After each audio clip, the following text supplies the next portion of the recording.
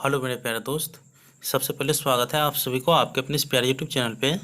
इस वीडियो में बताने वाला हूँ बिहार बोर्ड कक्षा 10वीं के नन हिंदी का 15वां चैप्टर, जिस चैप्टर का नाम है दीनबंधु निराला। यह पाठ की निबंध है जिसका लेखक है आचार्य शिवपूजन सहाय जी।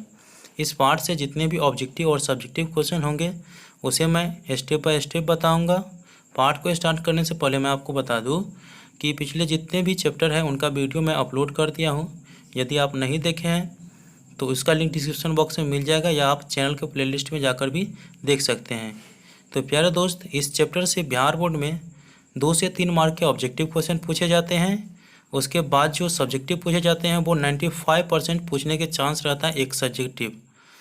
तो इसमें मैं पहले ऑब्जेक्टिव बताऊंगा, उसके बाद सब्जेक्टिव जो इम्पोर्टेंट है उसे बताऊंगा। तो ऑब्जेक्टिव आपसे कुछ इस प्रकार से पूछा जाएगा कि निराला किस काल के कवि थे। तो इसका सही आंसर होगा आधुनिक काल। उसके बाद दूसरा क्वेश्चन है दीनबंधु निराला किसे कहा जाता है। तो दीनबंधु निराला सूर्यकांत त्रिपाठी निराला जी को कहा जाता है। तो इसका आंसर सूर्यकांत त्रिपाठी निराला। उसके बाद तीसरा क्वेश्चन है दीनबंधु निराला साहित्य की कौन सी विधा है। तो इसका सही आंसर होगा निबंध। उसके बाद जो है दीनबंधु निराला निबंध किस पर केंद्रित है। तो वो साहित्य काल पर केंद्रित है। उसके बाद जो है अगला 5वां क्वेश्चन, प्रस्तुत दोहा पंक्ति जो रहीम दिन ही लखे दीन बंधु सम होय के रचयिता है। तो इससे आपको याद रखने के लिए रहीम से रहीम को खोज लीजिएगा ऑप्शन में, तो वही आपका सही आंसर होगा। जो रहीम दिन ही लखे दीन बंधु सम होय के रचयिता है रहीम। उसके बाद अगला क्वेश्चन है सूर्यकांत त्रिपाठी निराला मुख्यतः किन विषयों पर रचना करते थे। तो वो जो थे मुख्य रूप से दीन लोगों पर रचना करते थे, तो इसीलिए इसका आंसर हो जाएगा दीन लोगों पर। उसके बाद 7वां क्वेश्चन है दीनबंधु निराला पहले किसके सेवा में नियुक्त थे। तो इसका सही आंसर होगा रामकृष्ण मिशन। तो रामकृष्ण मिशन इसका सही आंसर है। उसके बाद है अगला क्वेश्चन बेलूर मठ कहाँ है। तो बेलूर मठ जो है वो कलकत्ता में है। उसके बाद 9वां क्वेश्चन है विवेकानंद सोसाइटी क्या था। तो वो मिशन शाखा था, इसीलिए इसका आंसर मिशन शाखा हो जाएगा। उसके बाद 10वां क्वेश्चन है दरिद्रों को भोजन परोसने के दौरान निराला मातृभाषा जैसे कौन सी भाषा का प्रयोग कर रहे थे। तो इस जो निराला जी थे वो बंगाल के थे, इसीलिए बंगाली भाषा का प्रयोग कर रहे थे, तो बंगला इसका आंसर हो जाएगा।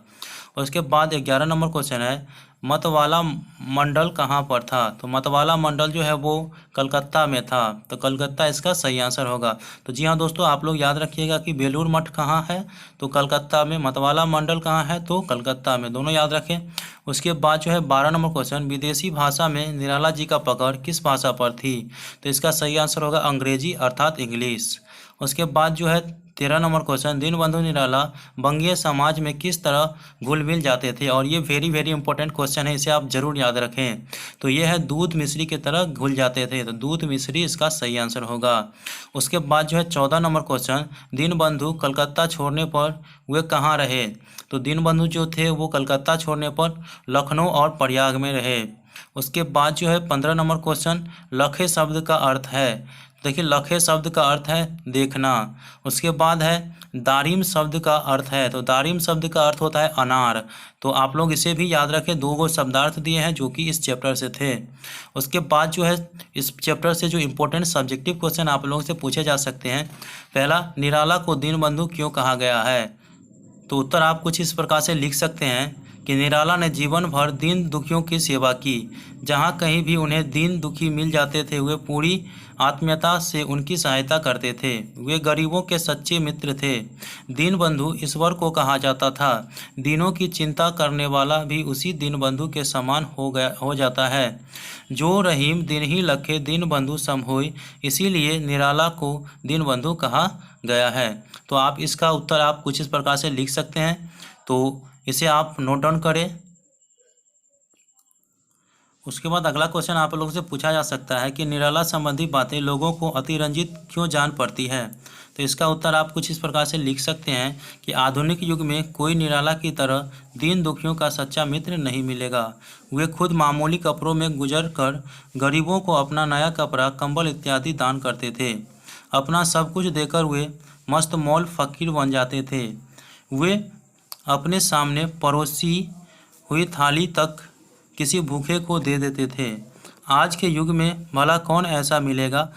इसीलिए आज निराला संबंधी बातें लोगों को अतिरंजित जान पड़ेगी। तो ये था इस पार्ट से ऑब्जेक्टिव और सब्जेक्टिव जो इम्पोर्टेंट है आप लोगों के लिए। तो यदि आपको वीडियो अच्छा लगा तो एक लाइक ज़रूर कर दीजिए, और चाहते हैं कि टाइम टू टाइम आपको अपडेट मिलता रहे तो इस चैनल को सब्सक्राइब ज़रूर कर लीजिए और अपने दोस्तों तक ज़रूर शेयर करिए। तो मिलते हैं अगले वीडियो में, तब तक के लिए धन्यवाद। जय हिंद, जय भारत।